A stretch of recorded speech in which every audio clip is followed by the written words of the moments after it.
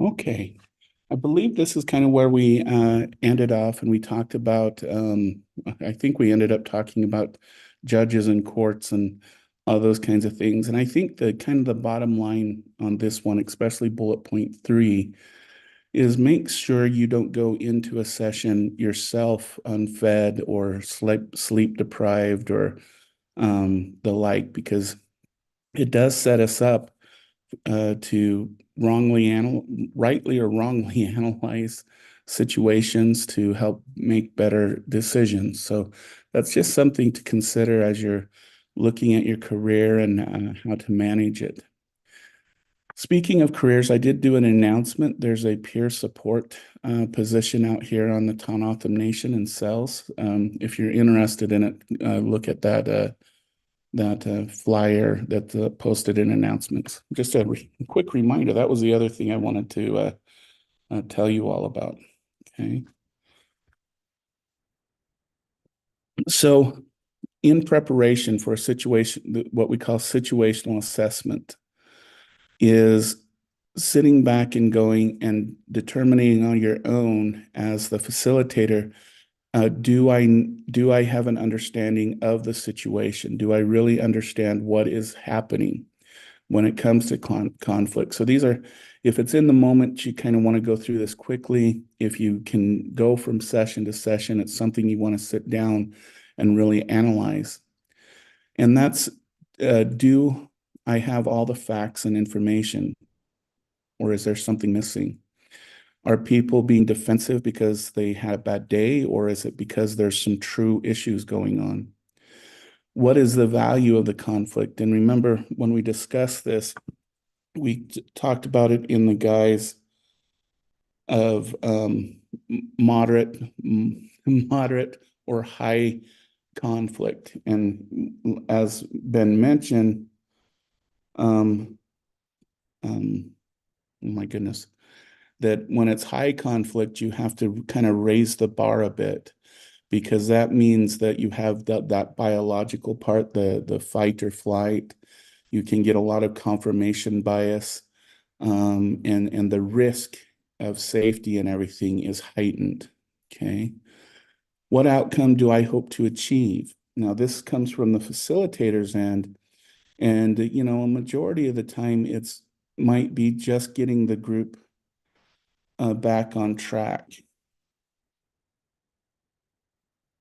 And that really should be the overall goal. But what do you want to achieve for the two individuals that are in conflict? Okay. Because remember, we should always try to turn conflict into a learning opportunity. Do I have motives contrary to the desired outcome? Um, and this one comes down to, do I have my own personal motives? What is my opinion of both people in conflict? It's going back to what we've been talking about over and over and over in this class, to self-awareness and emotional intelligence, and really understanding what your motives are, because we all have them. We'll both have personal motives and professional motives. And we have to keep those in mind as we move along. Um, I will tell you, it is kind of a hard pill to swallow sometimes, because you feel like you have the best intentions, but there has been situations that I've ran into in my own career where my motives were more about making other people feel like how they made me feel. Um, and that's not a correct way to go as a therapist. Okay. And so I've run into that a couple times throughout my career. Okay. What are the emotional and social risks to both parties? So if in this one, we want to ask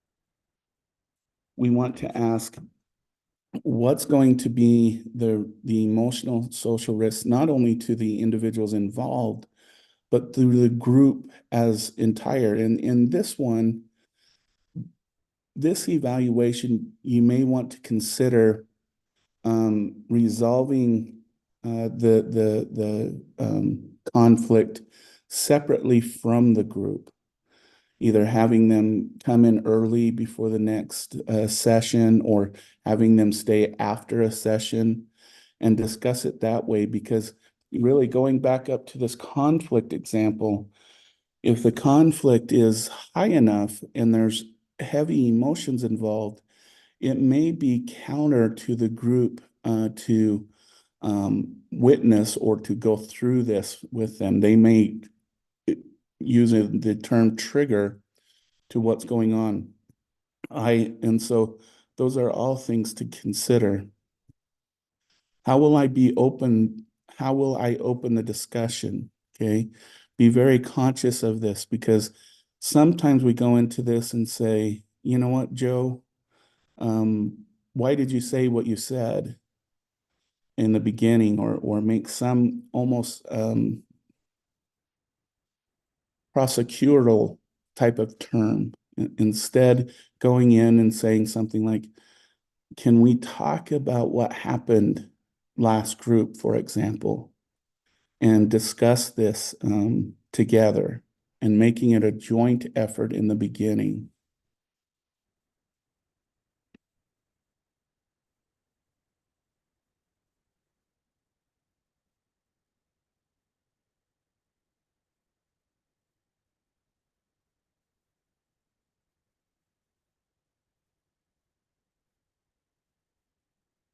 Okay, let someone in here. So now let's talk about the importance of some conflict management skills. Okay, this should say facilitators with skills set to avoid or diminish the possibility of conflict can lead to things like violence. So I don't know why that says manager, but group facilitators. And just to say this, I don't like conflict. I'll be honest with you. It's one of the things that make me the most uncomfortable, especially in a group or a therapeutic setting. Okay.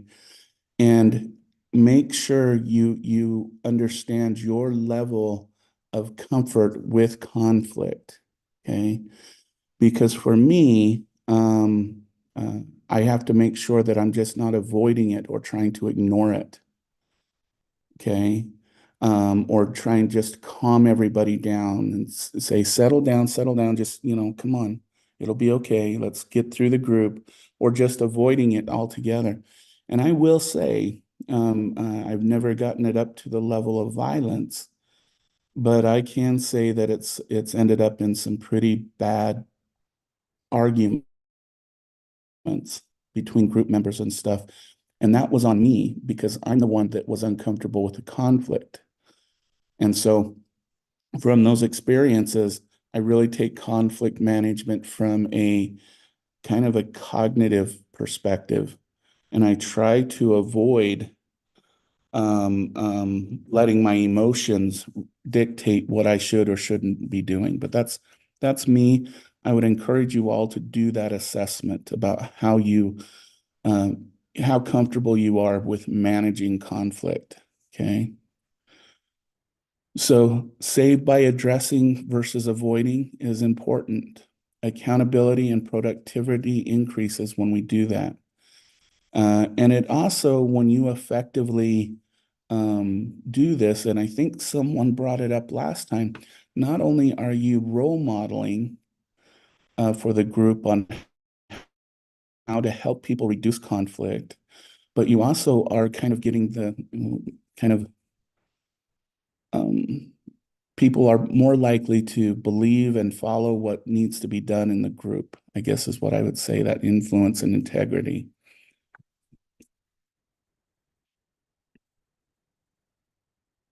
So let's talk for just a minute about some myths and truths about conflict. And so we'll start with three basic myths. Tell the truth and keep the peace. Okay. Now, this is when you actually tell the people in conflict to do this. And the reason this makes this a myth is because no one may even know what the truth is. Okay. We are, as human beings, we are run by perceptions, not truths, meaning something, stimuli come into our brain, and through, I'll use brain as an example, and we process that information based on our own experiences and everything that we've gone through in life. And that becomes our perception. Okay. There is no one-to-one association between the external world and our actual interpretation of it. And so, starting off with tell the truth and keep the peace often leads to even more conflict. What we should be doing is understanding where it says on the truth, varying histories, taking varying histories, education, work experience provides a richer context for growth and development. And so taking those things into consideration instead of saying, well, one person's telling the truth and the other person is not. Okay. Speak up now will have a cost later, reprisal and grudges. Okay.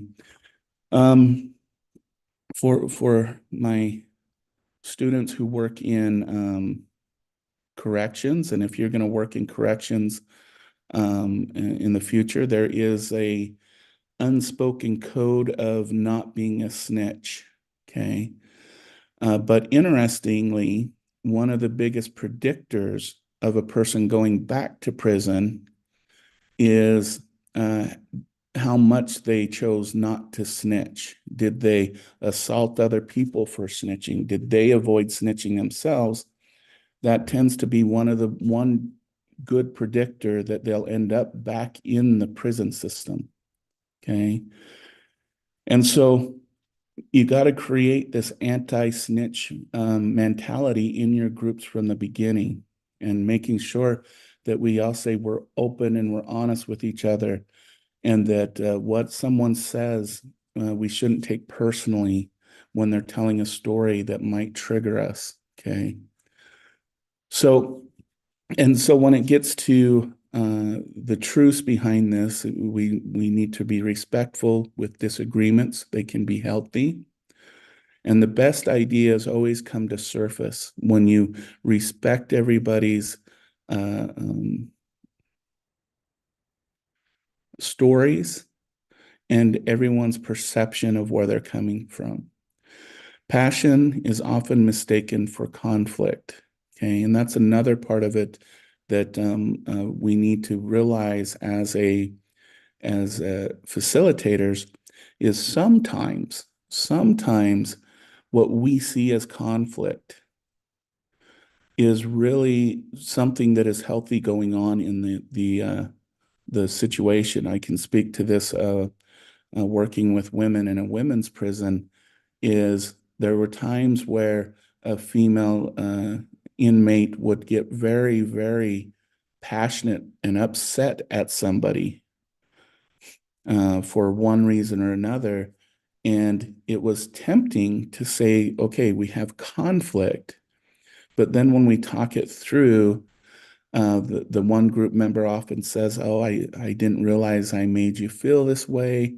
And they move on. Okay. So knowing the difference between conflict and passion is really important, because when we're dealing with passion, we just want to bring physiological control over ourselves. So that breathing, practicing breathing activities, those kinds of things. And then having each person have the opportunity to say what they felt during that. What did it feel like when she was being, aggressive, or seemed like she was being aggressive, but she was just trying to express her feelings? How did that make you feel? And process that instead of going instantly into conflict mode.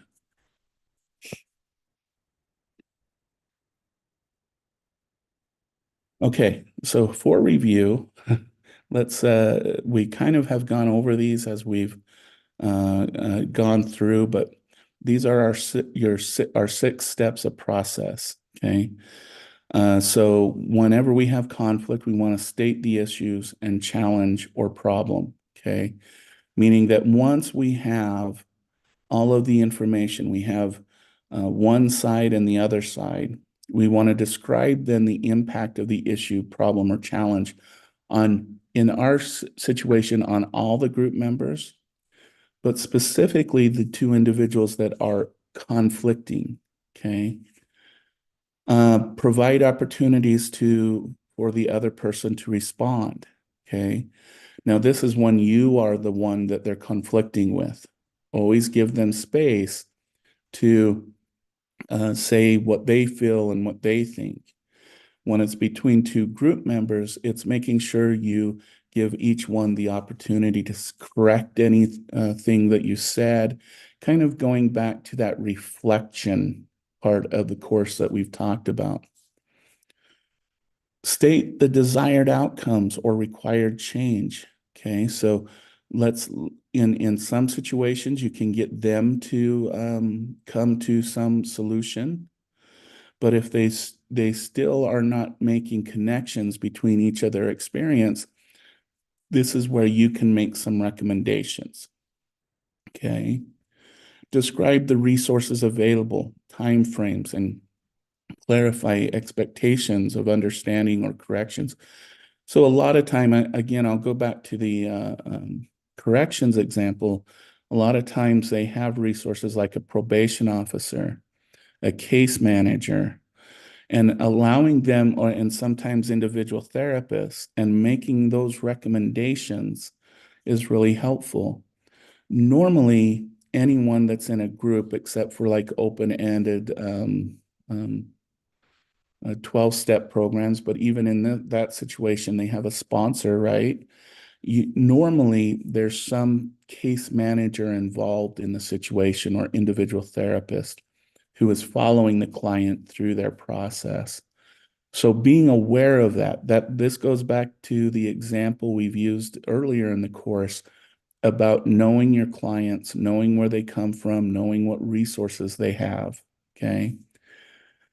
And then conclude the recommendations with confidence. Okay.